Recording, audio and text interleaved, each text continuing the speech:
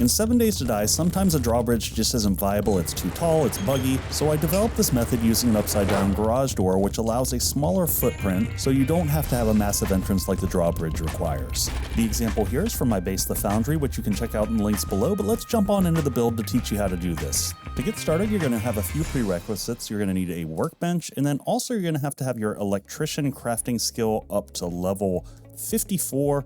You can come in here in the crafting and go to the second tab in an electrician. You'll see at the third level here, tier 3 at level 55, you get access to all the powered doors. So we'll go ahead and read our last book, unlocking those. You're also going to need to have an engine, and as I mentioned before, a workbench to be able to work with. So once you have this in place, we're going to do our crafting here. So you're going to need a generator. Alternatively, you could set up solar, but I'm not going to go into that. If you watch my electricity video, it'll teach you how to do all that. Next, we're going to need 2 motion sensors. So we'll get those crafting. And then we're going to need 2 industrial lights. These are optional, but we'll still show you how these kind of come together. And then finally, you're going to need a garage door. Now you have options of how to do this. You could do a 3x3, a 4x3, or a 5x3. In this case, I'm going to do the 3x3 to teach you how to do it, but adjust as you needed, for your base. So now that we have all of our pieces crafted, we're just going to bring them into our inventory down here, and we'll put them on the tool belt to make life easier. So to do our setup, we're in a 3x3 situation here. So make sure that you have an opening that's 3 across and 3 up. And then for all the garage doors, they are all 3 blocks high. So make sure that the space that you create between your ramp and the structure that you're connecting it to is exactly 3 blocks across. So we're going to go ahead and place some of the exterior features first, and then we'll do the interior afterwards.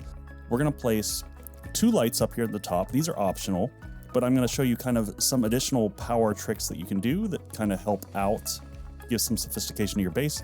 We're going to put a motion sensor out here, and then this block is highlighted red, and that is because once we get to attaching our garage door up here, it's going to actually attach the bottom lip of that.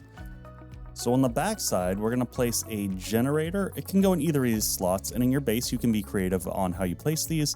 And then we're going to put a motion sensor right underneath that. In the generator bank, we're going to go ahead and add a single engine. You can add as many as you want, but for this use case, we don't need that many. So we're going to go ahead and refuel this, turn it on, and then we're going to start the wiring here. So we'll grab our wire tool, and we're going to go from here to our motion sensor. And then we're going to go ahead and do the settings for the motion sensor. We're going to change the power duration actually to about 15 seconds. And then also go ahead and check your settings up here. You don't probably want target strangers or zombies ideally, unless you want zombies coming into your base. It's up to you whether you want target allies engaged. By default, it'll have target allies and target self engaged. Then also you can go ahead and click here to set your camera angle. So I normally want it to be just right in front of the door so I'm not getting false triggers and opening my door.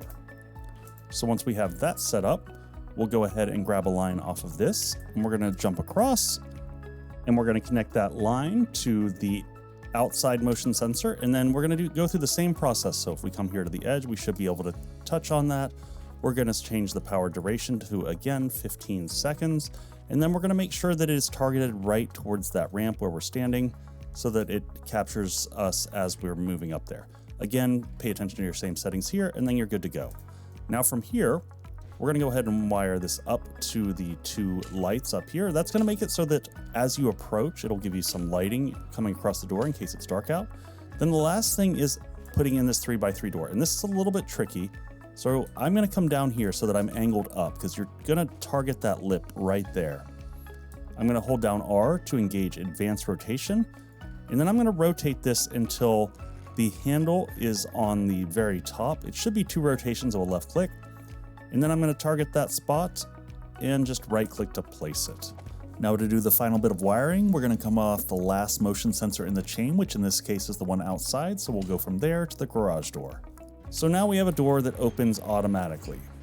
From a practical application, this simplifies getting into your base. As you approach on your vehicle, the lights come on, the garage door comes down, and you're able to traverse across it easily.